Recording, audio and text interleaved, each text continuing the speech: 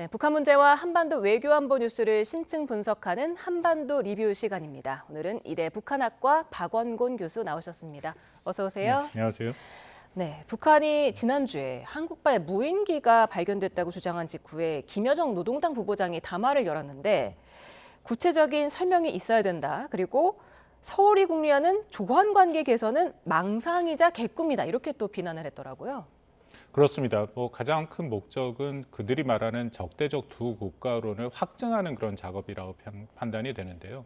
세 번의 연속 담화가 있었죠. 지난 9일 날 북한군 총참모부 대변인 담화가 있었고 성명이 있었고 그다음에 김여정 담화가 10일, 11일 연속으로 나왔는데 이제 몇 가지 특징이 그 안에서 읽힙니다. 첫 번째는 일단은 이것이 북한 주민들한테 다 볼 수 있는 노동신문에 실렸다라는 것. 그리고 자세한 지금 나오는 사진이나 이런 것들이 다 노동신문에 나온 것들이거든요. 북한의 특히 김여정 담화 같은 경우에는 노동신문에 잘 안 실리고 북한 주민들은 볼 수 없는 조선중앙통신 쪽으로 많이 그런 담화들이 발표됐는데 노동신문에 실렸다라는 것은 그만큼 한국을 적대시하면서 한국의 그런 무인기가 북한을 유린했다라는 그런 것을 보여주기 위한 증거를 보여주기 위한 작업이었다고 생각하고 특히 지난 9일 담화를 보면 좀 우리가 유익 있게 봐야 되는 부분이 있는데요. 일단 그 담화에서는 두 번의 침투가 있었다라고 얘기하면서 올 1월이 있고 작년 9월이 있었다. 근데 특히 작년 9월 같은 경우에는 북한 스스로도 이것을 처음에 탐지를 하지 못했기 때문에 마지막에 나올 때 그것을 추락시켰다라고 얘기를 하거든요. 그러니까 스스로의 어떤 약점을 밝히면서까지 한국이 그렇게 적대적인 행위를 했다라는 것을 밝히는 것은 이 적대적 두 국가론 이게 사실은 2023년 12월에 공식적으로 발표가 됐고요. 그 이후부터 계속해서 북한이 해오는 일종의 노선인데 그 노선에 확실한 한국이 적대시 행위를 했다라는 것을 이번 기회에 보여주기 위한 그런 노력의 일환이다라고 판단이 됩니다. 네, 우리 정부는 근데 이제 김여정 부부장의 담화를 부자연스러운 소통이다면서 통신선 복구가 시급하다는 입장을 내놨거든요. 근데 북한은 별다른 반응을 보이고 있는 것 같지 않습니다. 남북 관계 어떻게 전망하십니까? 글쎄 이거를 제가 말씀드린 것처럼 적대적 두 국가론의 일종의 노선으로 북한이 만들어 놓은 거기 때문에 그렇게 쉽게 바뀔 가능성은 없다라고 판단이 되고요. 특히 지난 9월 20일, 작년 9월 20일이죠. 북한의 김정은 위원장이 꽤 길게 최고인민회의의 시정연설을 통해서 적대적 두 국가론 한국에 대한 입장을 밝혔는데요. 그 내용을 보면은 북한이 쉽게 입장을 밝히지 않을 것이다라는 것이 판단이 됩니다. 그 내용들을 보면 일단 한국의 보수 정부든 진보 정부든 정부의 성격에 상관없이 다 북한을 그렇게 공격하려고 하고 흡수 통일하려는 적대적인 그런 입장을 갖고 있다라고 얘기를 하고 있고요. 그렇기 때문에 아주 명확하게 제가 그대로 읽겠습니다. 한국과는 마주 앉을 일이 없으며 그 무엇도 함께 하지 않을 것이다라고 아주 명백하게 얘기를 했고 일체 상대하지 않을 것을 분명히 한다라는 얘기까지도 했거든요. 그렇다면은 이런 입장이 쉽게 바뀌지 않을 것이고 그리고 아마도 곧 열리게 될 9차 당대회, 북한의 당대회라는 것은 가장 중요한 정치적 행사입니다만 이것도 이미 김정은이 지시한 것처럼 이번 9차 당대회 때 그들의 노동당 규약이라든지 아니면 헌법 같은 곳에 이런 적대적 두 국가론을 아예 포함시켜서 제도화할 가능성이 있다는 것이죠. 그리고 조금 더 우려가 되는 게 아까 말씀 나눴던 13일 김여정 담화 같은 경우에는 이 마지막 부분에 한국에 대한 위협이 있습니다. 비례성 대응이나 입장 발표에만 머무르지 않을 것이다. 그렇기 때문에 한국이 여기에 대해서 사과를 하고 적절한 재발 방지 조치를 하지 않을 경우에 자신들은 그냥 단순히 무인기를 보내는 정도의 대응이 아니라 그 이상의 대응도 할 수 있다. 긴장을 조성할 수 있다라는 이제 그런 경고까지 있기 때문에 북한의 앞으로의 그 도발 가능성도 완전히 배제할 수는 없는 그런 상황이다라고 판단이 됩니다. 네.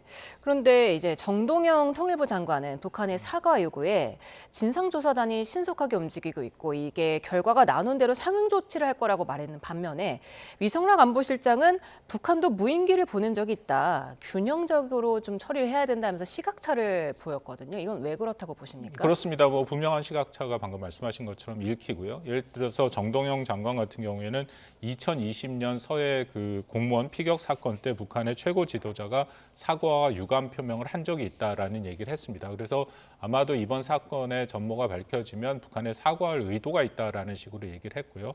반면에 위성락 실장은 방금 말씀하신 것처럼 북한도 전에 우리에게 무인기를 보낸 적이 있다. 그러면서 이것은 남한과 북한이 서로 위배하지 않도록 하는 것이 중요하다 하면서 일방적으로 한국이 사과하는 것에 대해서는 좀 유보적인 입장을 보인 것은 맞습니다.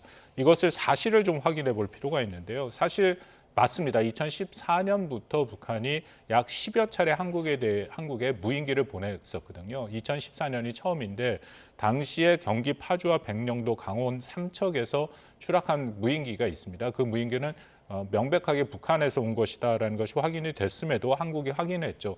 그래서 북한에 문제 제기를 했더니 이것은 남측의 날조한 모략극이다라고 하면서 반발한 적이 있고요. 2017년 6월 달 강원 인제에서도 북한의 그런 무인기가 금강산 인근에서 발진한 것으로 한국이 그것을 추락을 시켰는데 북한은 시인하지 않았고 비교적 최근에는 많은 분들 여전히 기억하시라고 생각합니다만 2022년 10월 달에 5개의 무인기가 서울에 날라왔죠. 그래서 그중에 한 대는 당시 서울 용산 대통령 집무실 인근에서 설정된 비행 금지 구역까지 그런 침범했던 그런 사례가 있었고 거기에서 문제 제기를 했더니 이것도 또 한국의 조작국이다라는 식으로 북한이 반발을 했기 때문에 중요한 것은 앞으로 우리도 이것이 사실 실정법 위반이고 또 이것이 문제가 있을 수 있기 때문에 우리도 조심해야지만 북한도 당연히 우리한테 보내는 것은 정전협정 위반이 분명합니다. 그렇기 때문에 이것은 남한과 북한 양측 다 이 문제에 대해서 서로 논의하고 서로 간에 이것을 삼가할 필요는 있다고 생각합니다. 네. 위성락 안보실장은 또 9.19 군사합의 복원을 검토하고 있다 이렇게 밝혔거든요. 일각에서는 단계적 복원론도 제기되고 있는데 어떻게 예상하십니까? 글쎄요. 단계적으로 복원할 수밖에 없는 게 이 9.19 군사 합의지 않습니까? 합의라는 것은 사실은 북한이랑 같이 서로 하는 거기 때문에 북한이 여기에 대해서 적절하게 호응을 해야 그다음에 9.19 군사합의가 사실상 파기된 것을 다시 한번 복원할 수 있는 그런 기회가 열리는데요. 북한은 여기에 대해서 전혀 입장을 표명하지 않고 있죠. 그렇기 때문에 이 논의를 진행한다 하더라도 이것은 한국의 일방적인 조치밖에 될 수밖에 없다라는 것이 이제 하나의 문제고요.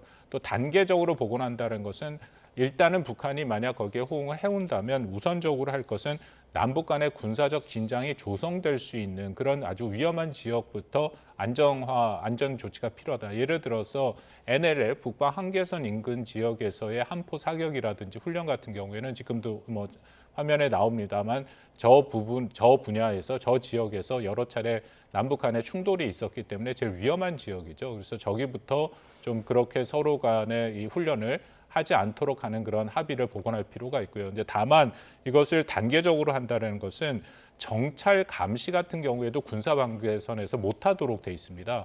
이제 이것은 좀 여러 가지로 논란을 일으키고 있죠. 왜냐하면 남한과 북한이 상호 신뢰를 구축하고 그리고 군사적 합의를 통해서 이런 위험과 확전을 방지한다는 것은 서로가 서로를 안 보는 것이 아니라 오히려 더 투명하게 볼 수 있어야 서로에 대한 의구심을 줄일 수 있거든요. 오인과 불신을 줄일 수 있다라는 말씀입니다. 그렇기 때문에 오히려 그런 감시 정찰 같은 경우에는 서로 간에 안 하는 것이 아니라 더 보고 또 초대해서 그 어떤 훈련 같은 것을 서로 상호 볼 수 있도록 하는 그런 조치가 필요하기 때문에 이것은 이제 단계적으로 해야 된다라는 것이 있죠.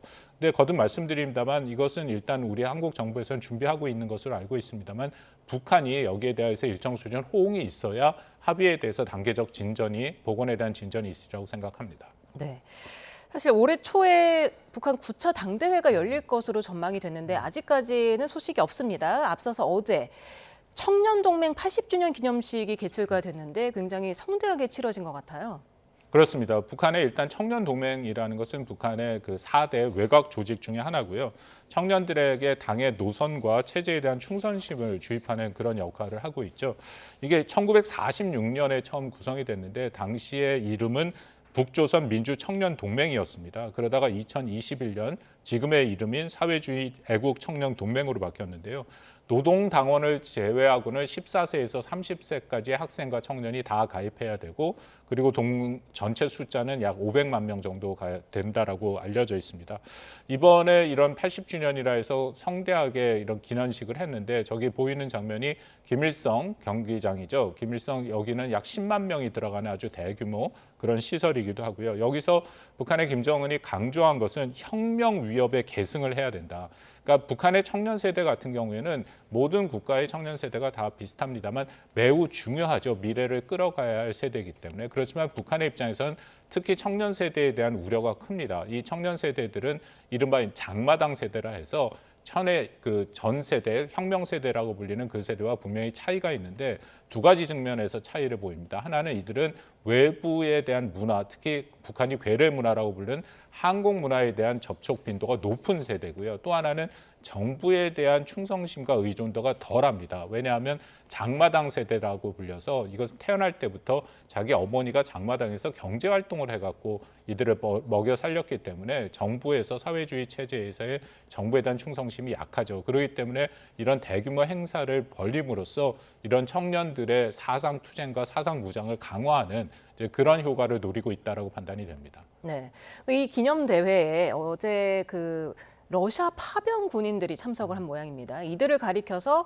후세 청년들에게 귀감이 된다면서 치하를 하고 또 청년 동맹에서 지금 김정일 훈장을 수여하기로 했는데 이게 국가 최고 훈장이라면서요. 그렇습니다. 왜냐하면 러시아에 파병된 북한군들도 말 그대로 청년 세대죠. 젊은 청년들이기 때문에. 그리고 여전히 북한의 입장에서는 이 가족들 같은 경우에 여기서 희생된 적지 않게 희생된 북한 군인들에 대해서 의구심을 갖고 있다라는 것은 맞습니다. 정부에 대한 의구심이겠죠. 체제에 대한. 그렇기 때문에 영웅화 작업을 하고 있다. 북한이 본격적으로 파병을 인정한 이후에 거기에 희생자들에 대해서는 그 가족들에게 적절한 보상을 해주고 또 희생자들 한 명 한 명에게 대해서는 그만큼 이런 영웅 훈장을 주는 등 여러 가지 그런 형태로 보상을 해주고 있거든요. 그렇기 때문에 이것을 통해서 혹시라도 러시아와 우크라이나 전쟁에 파병된 그것에 대한 뭔가 반발이라든지 반감을 갖지 않도록 하고 그것이 또 청년 세대의 전체적인 이 사상의 흐름에서 사상을 무력화시키거나 사상에 대한 훼손이 일어나지 않도록 하기 위해서 이들을 영웅화시키고 오히려 이들을 배워야 된다. 이제 그런 식의 선전을 하고 있다라고 보시면 될 겁니다. 네. 그런데 김정일 국방위원장의 2000년 상반기 발언을 수록했던 김정일 전집에서 남북 정상이 서명을 했던 6.15 공동선언이 수록되지 않은 걸로 나타났습니다. 앞으로도 계속해서 이제 통일, 동족 이런 것들을 지워가는 기조가 이어진다고 봐야 될까요? 그렇습니다. 이것은 아까 말씀드린 적대적 두 국가론의 연장선상에서 봐야 되는 거고요. 시작점은 2023년 8기 9차 전원회의 때 적대적 두 국가론을 아주 명백히 선언을 했고 벌써 그로부터 2년 이상 지난 이 시점까지 계속해서 하나하나 이런 남북 간의 통일에 대한 문제 또 남북 간의 화해와 협력에 대한 여러 가지 상징문들 그리고 또 관련된 문서라든지 방금 말씀하신 김정일 전집 같은 데 핵심 내용들을 지우기 시작했죠.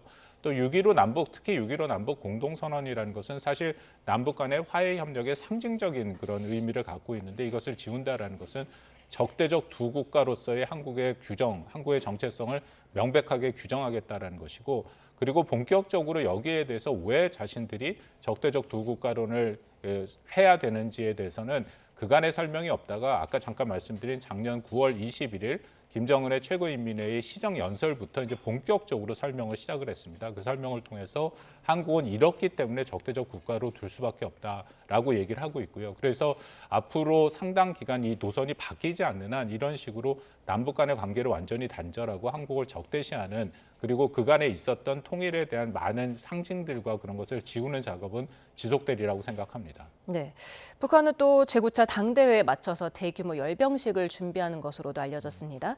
그리고 당대회에서는 지난 5년을 돌아보기도 하지만 향후 5년간 대내외 정책을 발표하기도 하잖아요. 어떤 것들을 주의 깊게 봐야 될까요? 그렇습니다. 그 가장 중요한 북한의 정치 행사고요. 5년마다 열리는 거기 때문에 보통은 이제 국방 분야의 5개년, 경제 분야의 5개년 발전 계획이 있죠. 8차 당대회를 기준으로 그러면은 그런 5개년 계획이 2개가 있었습니다. 아마 9차 당대회도 비슷한 형태로 될 가능성이 높다라고 생각이 되고요. 일단 군사 쪽은 아마도 8차 당대회랑은 차별화가 되게 북한이 추진하고 있는 핵 무력 및 상용 무력 병진 전략이라는 것이 나올 가능성이 있습니다. 이것은 기존의 핵에 대한 능력을 계속 고도화함과 더불어서 기존에 있었던 재래식 전력 둘 다를 고도화하는 그런 작업이다라고 판단이 됩니다. 이것도 작년 9월 달에 김정은이 직접 지시를 했기 때문에 이것이 핵심적인 북한의 군사 정책이 될 가능성이 있고요. 경제 분야는 5개년 계획도 작년 12월에 있었던 그런 전원회의를 통해서 그들이 말하는 이른바 20승 10, 그 새로운 지방 발전 계획이라는 것이 있습니다. 향후 10년 동안 20개의 주요 지역의 공장을 하나씩 짓겠다라는 이제 그런 계획인데요. 이것은 2024년부터 시작이 된 거기 때문에 2021년 나왔던 8차 당대의 경제발전 5개년 계획에는 공식적으로 포함되어 있지 않습니다. 그래서 이번에 9차 당대 때 아마 경제발전 5개년 계획이 나오면 이런 지방발전 계획이 포함될 가능성이 매우 높고요. 대외 관계에 대해서는 이미 많은 얘기가 됐던 것을 연속성상, 예를 들어서 러시아와의 협력은 계속해서 발전시킬 것이고 중국과의 관계 개선도 빠르게 진전시킬 것이며 그리고 미국과는 그런 대화의 여지를 열 가능성은 여전히 있다. 다만 계속 말씀 나눴던 남북 관계에 있어서는 적대적 두 국가론을 오히려 당 규약이라든지 아니면 헌법 같은 곳에 명백하게 집어넣음으로써 제도화할 가능성이 크다라고 생각합니다. 네. 요즘 미 트럼프 대통령의 미국 우선주의 대외 정책이 주목이 되고 있는데 또 하나 관심을 모았던 발언이 트럼프 대통령 자신에게는 국제법이 필요가 없다는 겁니다. 자신은 도덕성만이 유일한 제어 장치라고 했는데 이런 예측 불가성이 북미 대화를 높일 수 있다는 분석도 있고 그게 아니다. 북한이 핵 고도화에 좀 더 매진하게 될 것이다. 이런 분석이 엇갈리고 있는데 어떻게 예상하십니까? 글쎄 북한의 입장에서는 둘 다가 좀 고민이 되겠죠. 특히 베네수엘라 사태 때 북한이 그것을 바라보는 시각은 양쪽이 다 있다고 판단이 됩니다. 베네수엘라 사태를 통해서 북한은 핵을 더욱더 필요하다. 핵에 대한 집착이 강해질 수가 있죠.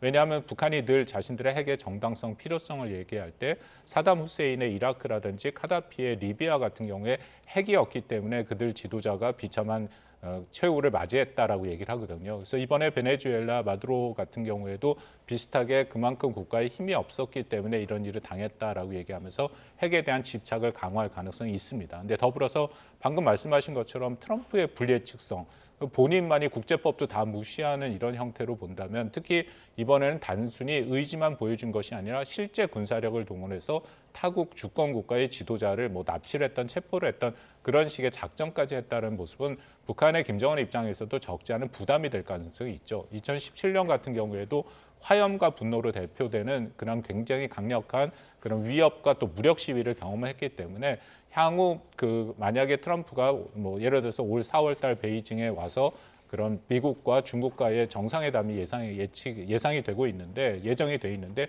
그런 와중에서 다시금 김정은 위원장을 초청하는 그런 상황이 된다면 그것을 일방적으로 지난 아이팩 직전과 같이 그렇게 거절하기에는 적지 않은 부담이 될 가능성이 있다. 그래서 저는 조심스럽지만 북미 간의 미국 간의 그런 대화의 문턱은 오히려 좀 낮아지지 않았느냐 하는 그런 예상도 가능하다고 생각합니다. 네, 오늘 한반도 리뷰 여기서 마치겠습니다. 교수님 감사합니다.